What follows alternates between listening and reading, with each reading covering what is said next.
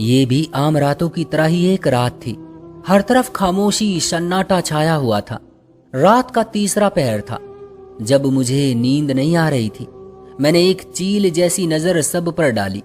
सब लोग उस वक्त सो रहे थे। शायद मैं अकेली ही थी जो उस वक्त जाग रही थी। मैं अपनी जगह से उठी और चलते चलते उस बड़े हॉल जैसे कमरे से बाहर निकल आई। चलते चलते मैं जेल की दूसरी तरफ चलती गई, जहां उस वक्त किसी भी तरह की कोई सिक्योरिटी नहीं थी। अचानक से गुप्त अंधेरे में मुझे थोड़ी सी रोशनी दिखाई दी, तो मैं उसी रोशनी की तरफ चल पड़ी। वहां मैंने पहलवान गफूर को देखा। उसके बारे में मैंने अब तक सिर्फ सुना था और बस एक बार ही उसे देखा था। सुनने में आया था कि वो अकेला ऐसा मर्द है जिसे जेल की उस तरफ जाने की इजाजत है।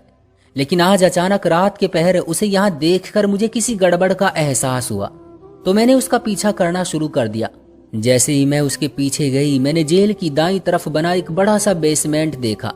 पिछले 3 महीनों से मेरी नजर उस जगह पर नहीं गई थी, लेकिन आज 3 महीनों में पहली बार मुझे उस जगह का पता चला, तो उसके बारे में जानने की जिज्ञासा दिल में लिए मैंने कदम बेसमेंट की तरफ बढ़ाए। पहलवान गफूर भी उसी तरफ जा रहा था। उसके कदमों का पीछा करते हुए मैं भी उसके पीछे जाने लगी।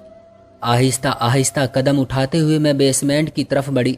शायद मेरी खुशकिस्मती थी कि बेसमेंट का दरवाजा अध खुला था। मैंने धीरे से दरवाजे से निकलते हुए जूता उतारा और जूता हाथ में पकड़ते हुए मैं बिल्कुल चोरों की तरह दबे पांव बेसमेंट की सीढ़ियां उतरने लगी। जैसे जैसे मेरे कदम बेसमेंट की तरफ बढ़ रहे थे, वैसे वैसे मुझे लड़कियों की आवाज सुनाई दे रही थी। आहिस्ता आहिस्ता मैं सीढ़ियां उतरती एहतियात से वहां बनी एक बड़ी सी अलमारी के पीछे छुप गई। ये देखकर मेरी आंखें तकरीबन पूरी बाहर आने को थी जब मैंने वहां, यह आज से 1 साल पहले का किस्सा है। मेरा संबंध मुंबई के एक गरीब घराने से था। मुझे मिस्र जाने का शौक था। अलग अलग तरीकों से पैसे इकट्ठे करने के बाद जब मैं मिस्र पहुंची, तो 2 महीने गैरकानूनी काम करने की वजह से मुझे जेल हो गई। मुझे मिस्र की एक जेल में भेजा गया। मुझे जेल के माहौल में एडजस्ट होते हुए देर नहीं लगी थी। मैं वो लड़की थी जो बहुत ही जल्द हकीकत को कबूल कर लेती थी, और मैंने इस हकीकत को कबूल कर लिया था कि मैं किसी के पैसे चोरी करके मिस्र आई हूँ, जिसकी सजा मुझे कुदरत इस तरह से दे रही है कि मैं खुद भी यहाँ आकर फंस गई हूँ। अब जो भी था, मुझे इसी माहौल में रहना था और इसी माहौल का हिस्सा बनना था कि कम से कम 1 साल से पहले तो मुझे ये आज़ादी नहीं मिलने वाली थी। जेल की कोठरी में बैठे हुए मैं सोच रही थी कि अगर मुझे अपने किए की सजा मिलनी ही थी तो अच्छा हुआ कि दुनिया में ही मिल गई, वरना मरने के बाद ऊपर वाला सजा देता जिसे मैं तो क्या कोई भी बर्दाश्त नहीं कर सकता। मैं वैसे तो बुरी लड़की नहीं थी, लेकिन मुझे अपने हालात और गुर्बत ने इस स्थान पर आज पहुंचा दिया था कि मैंने यहाँ आते हुए सही और गलत में फ़र्क ना समझा, और जो तरीका मुझे यहाँ आने के लिए आसान लगा मैंने वही अपनाया। ये 30 लाख रुपए भी मैंने अलग अलग अमीर लोगों को अपनी मोहब्बत के जाल में फंसाने के बाद उनके चोरी किए थे, और उन्हीं पैसों से मैंने मिस्र आने का इरादा किया। लेकिन ये चोरी के पैसे मुझे रास न आए। वहाँ के लोग काफ़ी अजीब थे। वहाँ मुझे जिस जगह रखा गया था वहाँ लगभग 40 से ज़्यादा लड़कियाँ थी, और सब की सब कम उम्र, नौजवान और खूबसूरत लड़कियाँ थी। मैं काफ़ी हैरान हुई कि इस जेल में कोई भी 25 साल से ऊपर की लड़की नहीं थी। सब की सब 20 से 25 के बीच नव उम्र खूबसूरत लड़कियां थीं। मेरा पहला दिन था जेल में, और पहले दिन मेरी चील जैसी निगाहों ने उस पूरे इलाके का जायजा ले लिया था। लेकिन पहले दिन ही मुझ पर ऐसा राज जाहिर हुआ था कि जिसे देखते और सुनते ही मेरी रूह तड़प गई थी। जेल में जिस जगह मुझे रखा गया था वहाँ लगभग 40 से ज़्यादा लड़कियाँ थीं जो प्रेग्नेंट थी। उन लड़कियों को देखकर मेरी आंखें फटी की फटी रह गई। वो सब की सब खूबसूरत और हसीन लड़कियां थी, और सब की सब उम्मीद से थी।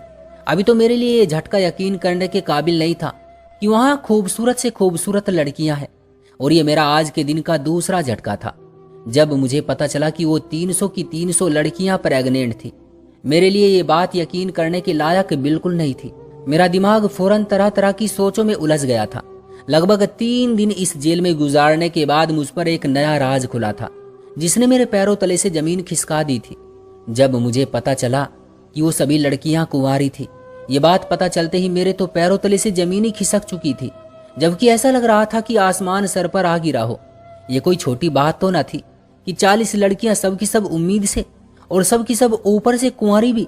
सोच सोच कर मेरा दिमाग फटने के करीब था कि भला कुंवारी लड़कियां उम्मीद से कैसे हो सकती है। और फिर मुझे ये पता चला कि वो सब की सब जेल में आने के बाद ही उम्मीद से हुई थी।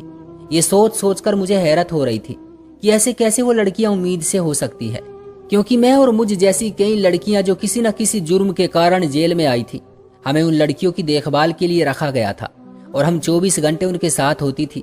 न जेल के उस तरफ कोई मर्द आता था, ना ही लड़कियां वहां से कहीं जाती थी। जबकि लड़कियां जब आती तो उनका टेस्ट करवाया जाता था, जिससे पता चलता कि वो लड़कियां कुंवारी हैं। लेकिन जैसे ही 1 महीना गुजरता तो उनका दोबारा टेस्ट करवाया जाता, जिसमें पता चलता कि वो उम्मीद से है। शुरू में मैंने बाकी लड़कियों से सुना था कि यहाँ इस जेल में ऐसी कोई तो जादुई ताकत है जिसकी वजह से लड़कियां उम्मीद से हो जाती हैं, क्योंकि जब उनके आने पर टेस्ट होता है तो रिपोर्ट में साफ साफ लिखा होता है कि वो अभी बिल्कुल कुंवारी है। लेकिन यहाँ आने के ठीक 1 महीने बाद वो उम्मीद से हो जाती है। लेकिन कैसे? ये एक बहुत बड़ा और संगीन मामला था जिसे समझना बेहद मुश्किल था। मेरी आंखों के सामने हर महीने कई लड़कियां बच्चा पैदा करती और उसके तुरंत बाद ही मर जाती। ये सब मेरे लिए किसी सदमे से कम नहीं था, क्योंकि जिस वक्त वो लड़कियां बच्चा पैदा करती थी तो सिर्फ बच्चे ही हमें दिए जाते थे, जिनको केवल 1 दिन के लिए हमें संभालना होता था।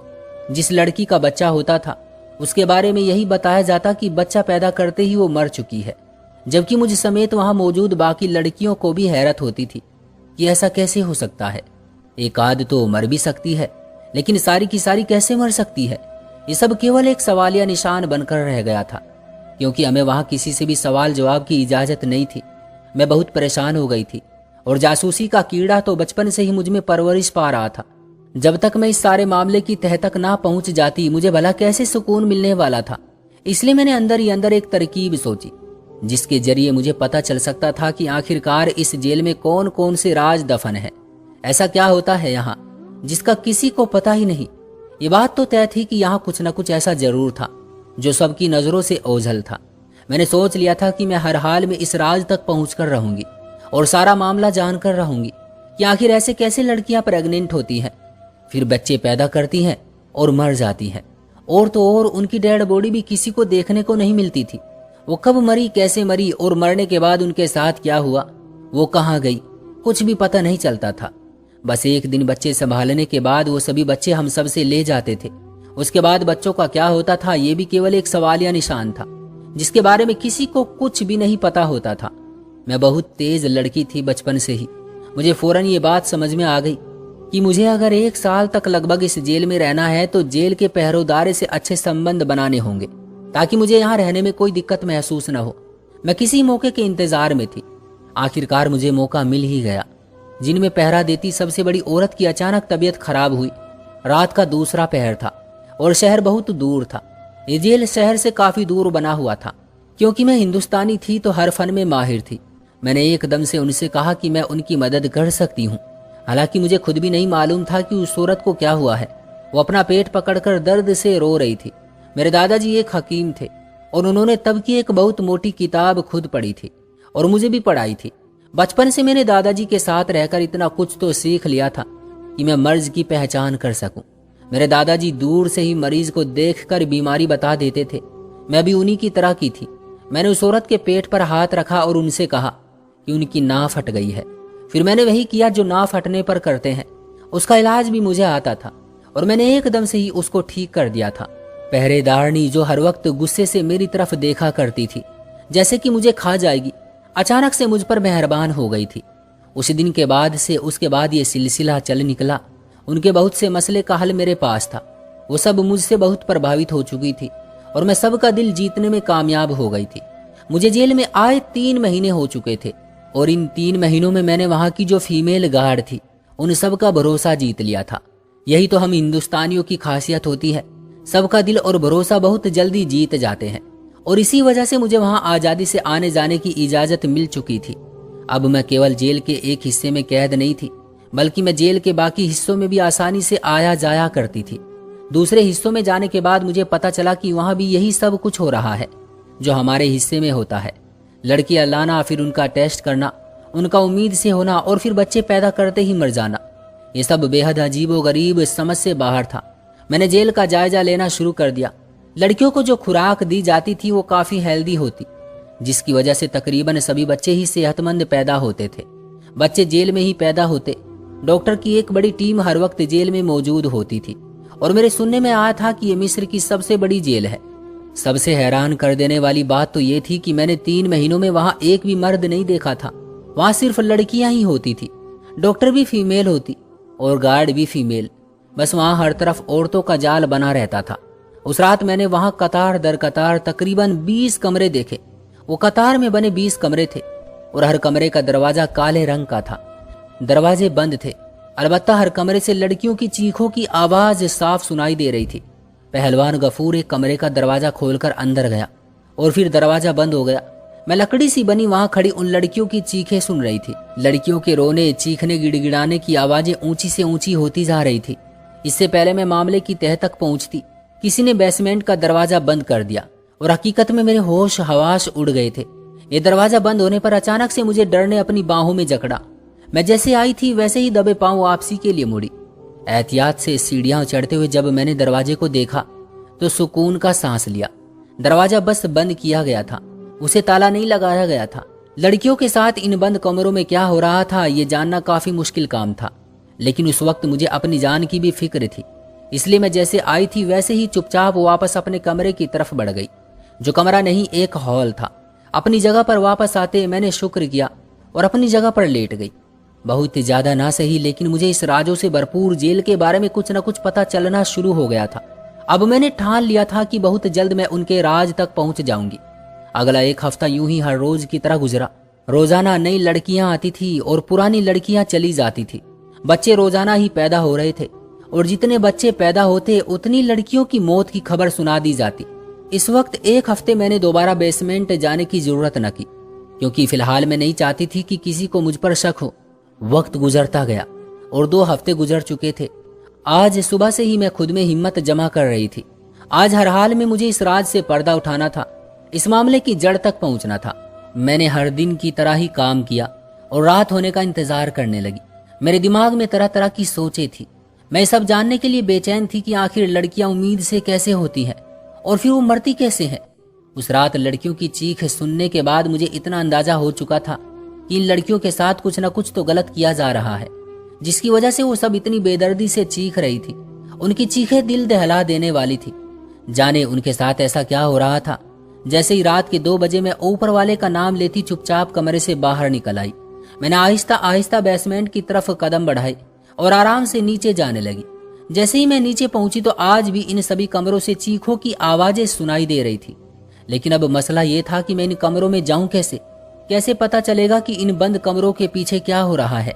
मैं अभी ये सब सोच ही रही थी कि अचानक से बेसमेंट का दरवाजा खुला और एक के बाद एक कदमों की चाप सुनाई देने लगी।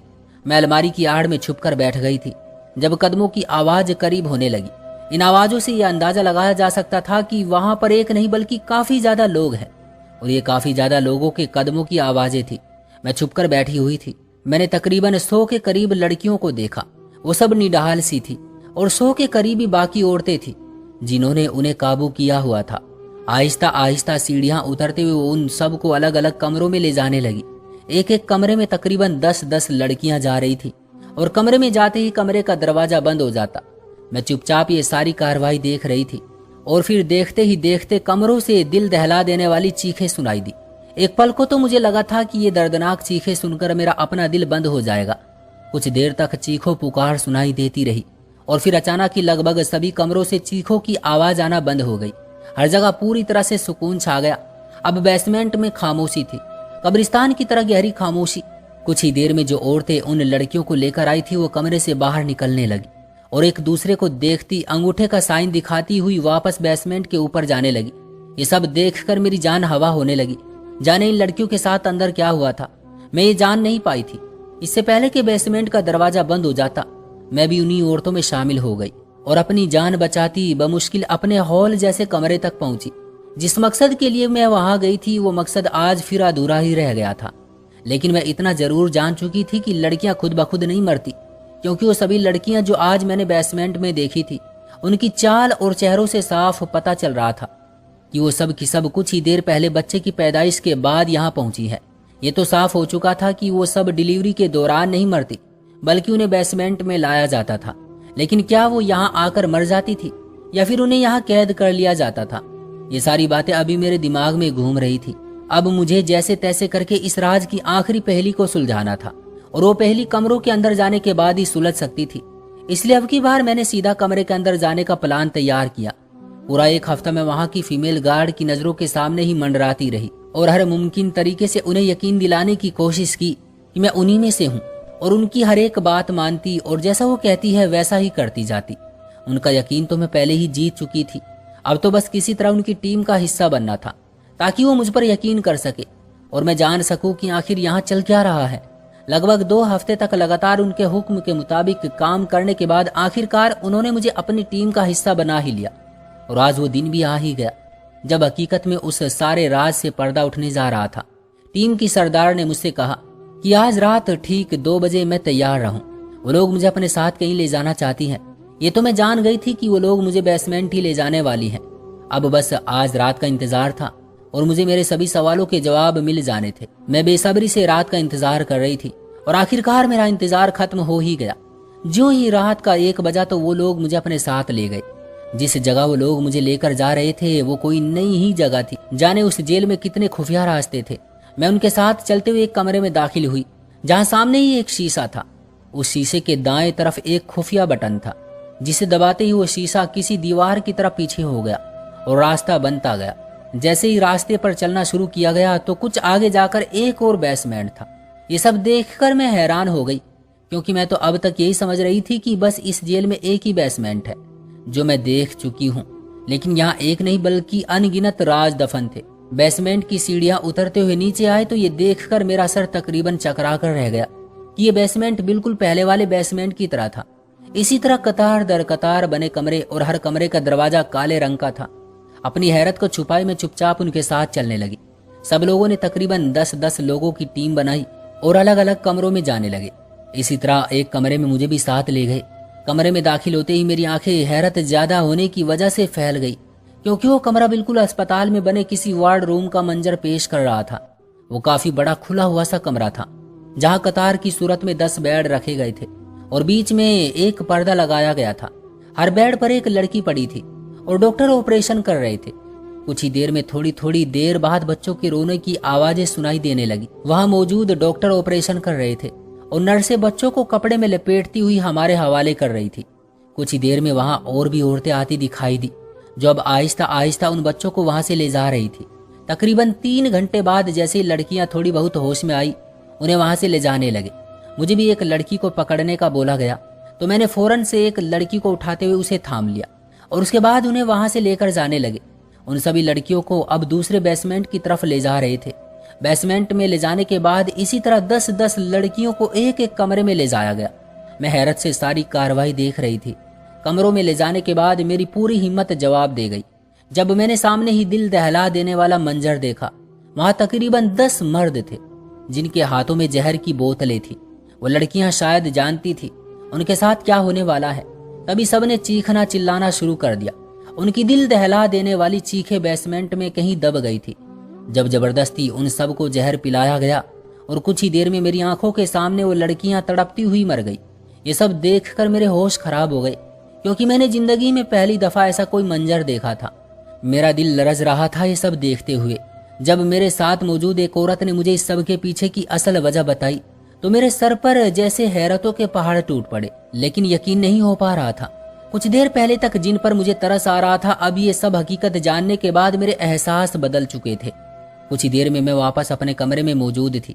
ये रात वाकई बेहद बुरी साबित हुई थी। मुझ पर दुनिया की सबसे बुरी हकीकत खुली थी। वो सभी लड़कियां वैश्या थी जो धंधा करती थी। उन सब में ज्यादा मुसलमान होती थी जो अलग अलग इलाकों से पकड़ी जाती थी। कलब कोठे जैसी जगह से उन्हें गिरफ्तार किया जाता था और फिर उन्हें मिस्र की इस जेल में लाया जाता था जहां 9 महीने उनका ख्याल रखा जाता और फिर बच्चा पैदा होते ही इस्लाम मजहब के मुताबिक उन्हें संसार किया जाता। ये सभी लड़कियां ऐसी ही होती थी। जो लड़कियां उम्मीद से होती उन्हें 9 महीनों के लिए इंतजार करना होता था ताकि वो बच्चा पैदा करके सजा भुगते, लेकिन जो लड़कियां उम्मीद से नहीं होती थी उन्हें उसी वक्त उनके किए की सजा मिल जाया करती थी। सबूतों के आधार पर धंधे वाली पाई जाने पर ही उन्हें सजा दी जाती थी, क्योंकि कुछ लड़कियां तो प्यार मोहब्बत के चक्करों में घर से भाग आती थी, लेकिन कुछ जानबूझकर ये कारोबार करती थी।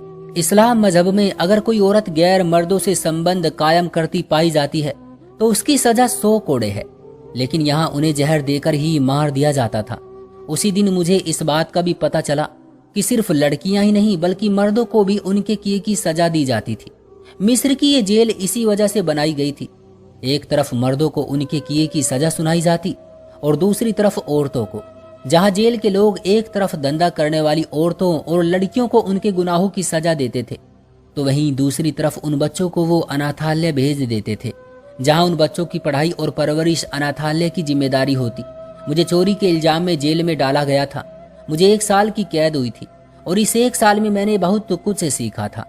ठीक 1 साल बाद मुझे आज़ाद कर दिया गया था और मिस्र से वापस हिंदुस्तान भेज दिया गया। पिछले 1 महीने से मैं एक प्राइवेट स्कूल में जॉब कर रही हूँ और मैंने इस 1 साल में जो सीखा वो ये था कि चाहे कुछ भी हो जाए, लड़कियां हो चाहे लड़के, उन्हें इस घिनौने और गंदे काम से दूर रहना चाहिए और इससे बचने का तरीका सिर्फ शादी है। क्यों दोस्तों, सही कहा ना मैंने? आपकी क्या राय है इस कहानी के बारे में? कमेंट बॉक्स में हमें जरूर बताइएगा। वीडियो को लाइक कर दीजिए और चैनल को सब्सक्राइब कर लीजिए ताकि आने वाली वीडियो आपको तुरंत मिले। मुझे दीजिए अगली वीडियो तक इजाजत। तब तक के लिए धन्यवाद।